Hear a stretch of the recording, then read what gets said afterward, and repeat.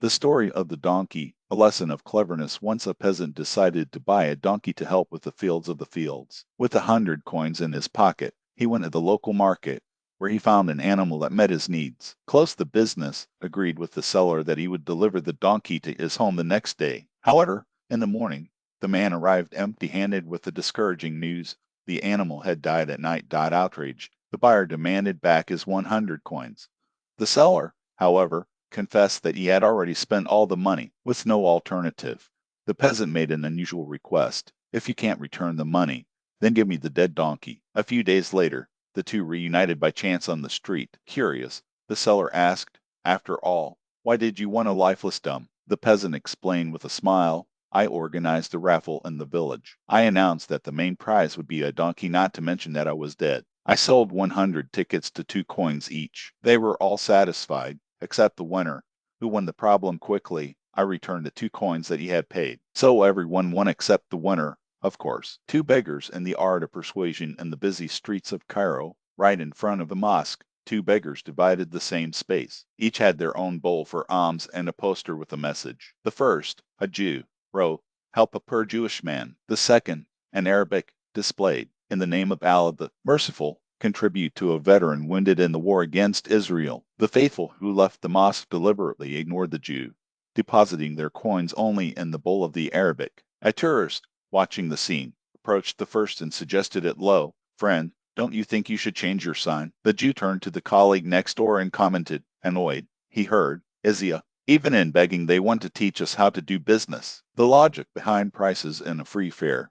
A Jewish trader sold watermelons with a very peculiar price table. One watermelon, 30 rubles. Three watermelons, 100 rubles. A customer approached and bought a unit for the announced amount. After reflecting a little, he decided to take two more, paying 30 rubles for each one. When he said goodbye, he said to the salesman with a triumph air, "See, I took 3 watermelons and paid only 90 rubles instead of the 100 you asked. This proves that you don't understand anything about commerce." The old merchant just shook his head as the client walked away, muttering, "It's always like this. They buy 3 when they needed 1 and still think they are teaching me how to sell." The genius of bureaucracy. A rabbi and his wife worked in the garden when suddenly the man's shovel bumped into something buried, a sealed bottle. When opening the container, a steam came out of it, followed by a serious voice: "Greetings, Rabbi. I got stuck in this bottle for 1,000 years. As a reward for freeing me, I will serve you until the end of your days." Without hesitation, the rabbi did not have the bottle again and threw it back into the sea. His terrified wife asked, "What do you mean? He could make us rich." The rabbi answered calmly, "Think about it. First, what kind of genius he spends 1,000 years stuck without being able to leave alone? Second,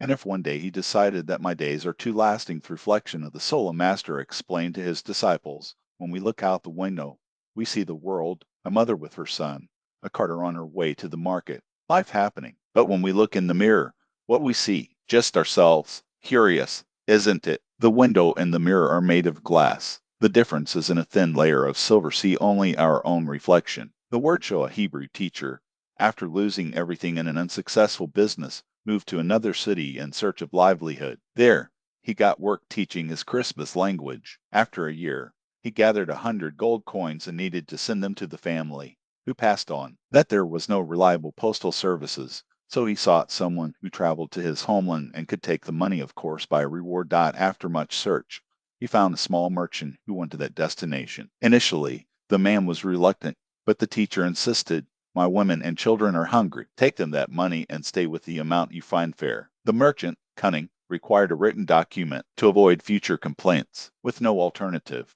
the teacher wrote, "I send you 100 coins to my family. Give them the amount you want." Upon arrival, the messenger handed the teacher's wife a single coin, with the other 99. The desperate woman tried to appeal to her kindness, but it was in vain. The man argued that the roll gave him a full right to retain almost everything. As a last resort, she resorted to the local rabbi, known for her wisdom. The sage examined the document carefully and, after listening to both sides, asked the merchant a question: "After all, how many coins do you want to be for you?" 99, answered the man, convinced. "Excellent," said the rabbi. "Then you should give them this lady and just be one with one, as the deal establishes. After all, the text clearly says she will receive whatever you want, and you have just declared that you want 99 coins for her." The value of silence. A rabbi, jammed with commitments, by his time for study and reflection disappear. To solve the problem, it posted on the door a warning, consultations, 2 questions for $100. The strategy worked.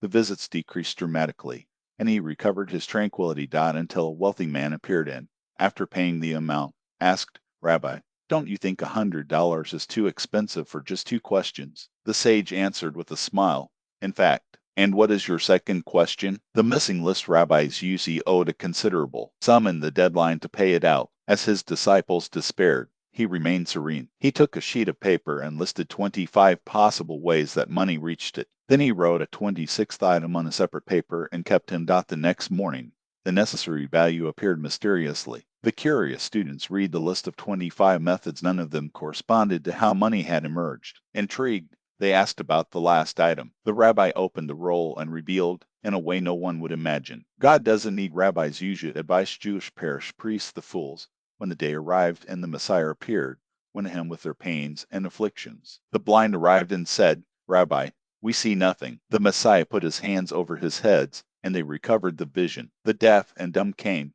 and started to hear and speak. The bumps came, and the Messiah straightened them, giving them upright posture. Only the fools remained foolish, for none of them approached the Messiah and said, Rabbi, help me, for I am ignorant. The prayer of the prefecture Jewish parish priest. Once, in the synagogue, people happened to hear the prayer of an old Savana. He whispered, if the Most High, blessed be your name forever, give me 100,000 coins, I will give 10,000 to the poor, I swear I will give. But if the Most High, glorified be him, do not trust me, then that subtracts that amount in advance and send me only the rest. The watermelon for the illustrious guest Jewish parish priest in a city.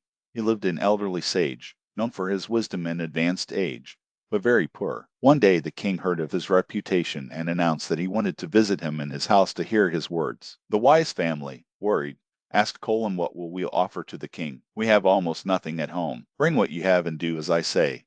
The old man answered. When the king arrived, the sage's wife brought a watermelon. The host took the fruit, felt it with his fingers, and said to his wife, there is a better watermelon than this. Go pick it up. She took the fruit, returned with another, and the sage repeated the gesture, this one doesn't fit either. Bring another. The woman obeyed in silence. The third time, the husband finally approved. He cut the watermelon and served the king. After talking to the wise, the monarch returned to the Allegra palace and pleased with the hospitality. I couldn't imagine that.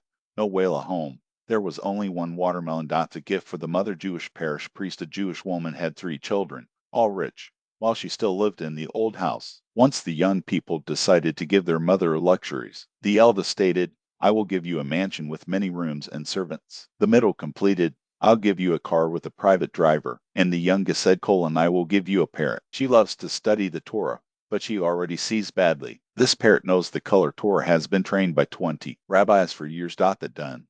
Days later, the children visited the mother and asked how she was with the gifts. Thank you, she answered. But for such a big house, if you only use a room and a car, if I don't leave home, as for the bird they sent me, it was delicious. The best home Jewish parish priest. A man sought a desperate rabbi. I can't take it anymore. My family, wife, children, in-laws' lives all squeezed in a single room. It's unbearable! Do you have any animals? Asked the rabbi. Yes, a cow, a goat, and some chickens. Take them inside. Guided the wise. A week later, the man came back furiously. This is impossible. The smell? The dirt. Now get the animals back, said the serene rabbi. The next day the man returned, radiant. Rabbi, my house has become a paradise! What to do on a cold day? Jewish parish priest in a harsh winter. A rabbi and his disciples warmed himself by a fire. One of the students, inspired by the master's teachings, stated, Teacher, I know what to do on such a cold day. What? Asked the rabbi. Heat yourself. But I also know what to do if it is not possible to heat up. And what would it be?